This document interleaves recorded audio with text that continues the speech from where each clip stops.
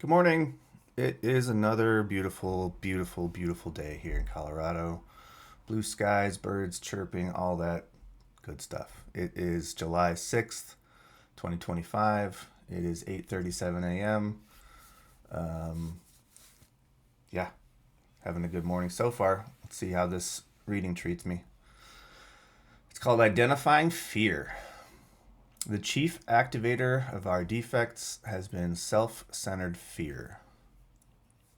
Chief activator of our defects has been self-centered fear. I could probably get behind that statement. From the 12 Steps and 12 Traditions, page 76. When I feel uncomfortable, irritated, or depressed, I look for fear. This evil and corroding thread is the root of my distress. Fear of failure, fear of others' opinions, fear of harm, and many other fears. I have found a higher power who does not want me to live in fear, and, as a result, the experience of AA in my life is freedom and joy. I am no longer willing to live with the multitude of character defects that characterized my life while I was drinking. Step 7 is my vehicle to freedom from these defects. I pray for help in identifying the fear underneath the defect, and then I ask God to relieve me of that fear. This method works for me without fail and is one of the great miracles of my life in Alcoholics Anonymous. Man, that's a good one. It makes me want to grab my oh, it's right in front of me. It makes me want to grab my 12 and 12, flip to step 7, and read the short form. All right, so step 7, we humbly asked him to remove our shortcomings, him being God or our higher power. We asked our higher power to remove our shortcomings, okay? Because here's how it went. In step 4, we made a searching and fearless moral inventory of ourselves. So we looked inward and did a real deep dive into like our character defects and identified them and named them and wrote them down. And then in step 5, we admitted to God, to ourselves, and to another human being the exact nature of our wrongs. So basically in step 5, you and your sponsor will go through that list you made. You'll identify resentments you have towards other people, but then identify the role that you play in that resentment, okay? Step 6, we are entirely ready to remove all these character defects. The exact text is, we are entirely ready to have God remove all these character defects. Okay, so we identify the defects, we open up to another person about them, then we ask our higher power to help us remove these defects. And then after that is where we are here. Then we ask him to remove our shortcomings. I'm going to read the short form. What is humility? What can it mean to us? The avenue to true freedom of the human spirit, necessary aid to survival, value of ego puncturing, failure and misery transformed by humility, strength from our weaknesses. Pain is the admission price to the new life. Self-centered fear, chief activator of defects. That's what it says right there. Step 7 is change in attitude, which permits us to move out of ourselves towards our higher power. Okay, so the chief activator of our defects has been self-centered fear. Yeah. Most of the time we're operating out of, our limbic system takes over, okay? We're operating out of either a fight or flight when we are faced with something, okay? Our limbic system is the part of our brain that says, oh, I know what to do. I've seen this story before. I'll just do this, right? And if your limbic system says we should fight when it's not appropriate, then you need to train that. If your limbic system says we should run when that's not appropriate, you need to retrain that. So the chief activator of our defects has been this self-centered fear. That system of fight or flight needs to be rewired, okay? So that's that self-centered fear. Something's happening to me, I need to react to it. When I feel uncomfortable, irritated, or depressed, I look for fear, right? So if I'm feeling some kind of way, if you've seen all these videos, you've seen me be like, I need to think about that. I need to understand that more, right? I look for am I afraid of something? Is that why I'm like, I don't know about that. If I'm afraid of something, I need to identify what it is and why I'm afraid of that, right? And then start to rewire my limbic system. This evil and corroding thread is the root of my distress. Fear of failure, fear of other people's opinions, fear of harm, and many other fears. Yes. Fear, fear, fear. Just, it's always there. I have a cool analogy I'm going to share in a moment. I have found a higher power who does not want me to live in fear, and as a result, the experience of AA in my life is freedom and joy. Okay, I can say the same thing. I have found a higher power who does not want me to live in fear. Okay, and as a result, my life is freedom and joy. I mean, I'm gonna even I've come to the realization that I am no longer afraid in any way of death. So my higher power has brought me there. Okay. The biggest fear there is, maybe compared to the death of a child, right? The death of a partner, is our own death. And I have no fear of that right now. So if you search long and hard, it might be years of work, or maybe you're one of the lucky ones where it comes faster. You can find some solace in understanding what your higher power wants for you. Okay. My higher power does not want me to live in fear. As a result, the experience of AA in my life is freedom and joy. I am no longer willing to live with the multitude of character defects that characterized my life when I was drinking. That's a conscious choice you have to make. I'm no longer, and that's part of the step work, right? 4 and 5. I'm no longer willing to live with these character defects that characterize my life. I know I'm no longer willing to be characterized as a cheater, as a thief, as a liar, as someone who can't be trusted. I am no longer willing to live that life. So first I have to identify them and admit that I characterized those when I was drinking or before now. Say, okay, that's who I was before. I admit it, I own it, and I'm telling another person about it. And then we got to start working on getting rid of those things. I'm no longer willing to live with those character defects. Okay? It takes work. You can do it though. Step 7 is my vehicle to freedom from these defects. Yeah. I actually think the work you do before it is like the runway, right? Because except for these new high-tech fighter jets, you can't just take off in a plane like this, right? So if step 7 was all by itself and you wanted to take off in step 7, you just go straight up, right?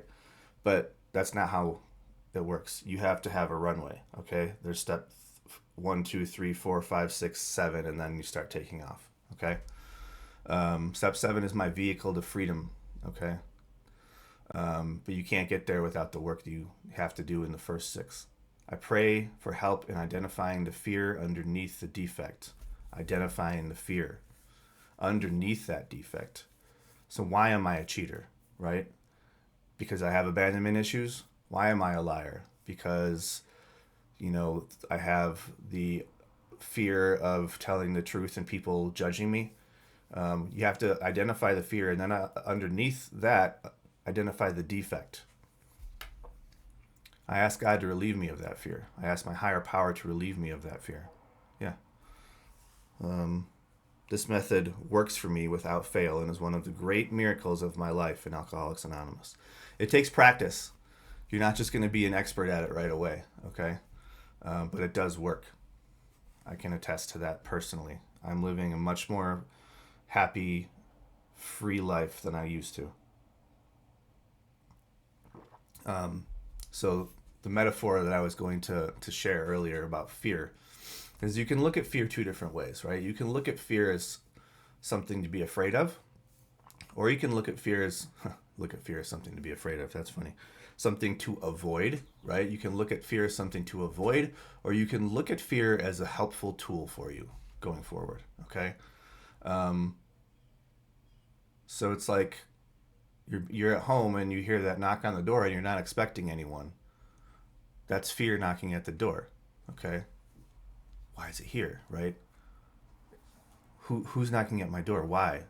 So are you going to be the kind of person that's like, oh no, I'm going to pretend I'm not home, like mute the TV, right? All this stuff and make sure that they don't think you're there and avoid it? Or can you be the kind of person that goes to the door and says, hello, I'm not expecting you. And then fear says, oh, this thing is happening. Okay, just wanted to let you know this thing's coming up in your life. Okay. And then you can say, oh, okay, I'll be on the lookout for that. All right. And I have the tools to deal with it now. So thank you, fear. Come back whenever you have more information like that for me. It was very helpful. Okay. It's a little silly, but if you think of it that way, right, when you start to feel fear, are you going to be the one that goes, hello, fear? What are you trying to tell me right now? Okay. Or are you going to be the one that goes, ooh, I don't want that. I don't want that. Right? I need a drink. I need to get high. I don't want to experience that. It's not going to go away. It's going to come back again and knock on your door the next day. As soon as the drugs and alcohol wear off, it's going to knock, and it's going to knock even louder. You can't avoid it forever. Okay? So open the door, ask what's going on, identify the defect, identify what's going on to cause it, and how you can use your new tools in recovery to deal with it in a healthy way. All right? You can do it. It takes some practice. It takes a lot of courage, but you can do that. And once you learn how to do it, life is a lot less scary. I'll just say that, aside from like losing a child or losing a partner, I have like very, very few fears that I can consciously identify now. I'm still working on some of them. It's going to be a journey that continues for a while, but man, I have gotten rid of so many. I've gotten rid of my secrets being found out, because guess what? I told everyone what my secrets are. Okay? I have gotten rid of so many fears about what other people think about me. Yeah, it's just been amazing. Okay? And going face to face with those fears is scary at first, but once you do it, boy, it feels good.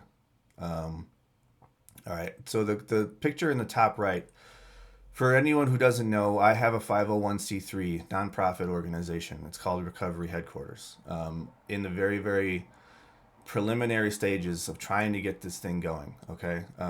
I put this up there because I redid the logo yesterday, and I really like it, so I wanted to share it. The website is recoveryhq.net.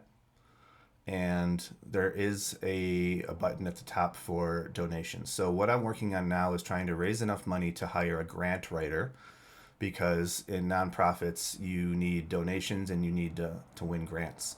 You need funding from the local government, private organizations, wherever you can get it. But grant writing is tough, and typically if you screw it up, you're ineligible from reapplying for that grant for sometimes a long period of time. So I'm really trying to raise some money to hire a grant writer and get this thing going. So if you want to learn more about Recovery Headquarters and what it is and what its purpose is, go to recoveryhq.net. Okay, .net. And actually what's interesting is don't even type in www. Okay, that for some reason, I don't know what I did when I was setting up this website, because I don't really know what I'm doing when I'm setting up websites. It's not my forte. But if you go www.recoveryhq.net, the link doesn't work. So just recoveryhq.net at the top. And by the way, when you go there, you'll, depending on when you're seeing this and when you're visiting, you'll see the old logo. This has not been pushed to the website yet because I just did it yesterday. So I'm going to work on getting the website updated, but it costs money. Everything costs money, unless I can figure out a way to do it without. spending more money. But anyway, if you're interested, I think it's going to be a game changer for the community here in Colorado Springs. And then if it works, it's scalable to any location anywhere in the world. So yeah, thanks again for coming today to listen to another Sober Sunrise video. If you like the video, hit the thumbs up. If you like the channel, share it. Subscribe to it. If you think you know someone who could benefit from hearing these messages, share the video, share the channel with them. Please like, subscribe, share. It's hopefully going to start telling the algorithm to push this out to more people. So yeah, like, subscribe, share, please. And come back tomorrow. I never did have a guest on Friday, so I need to set one up. I'll try to set one up for maybe, tomorrow's Monday already. Darn it. Anyway, there will be another guest at some point. Okay.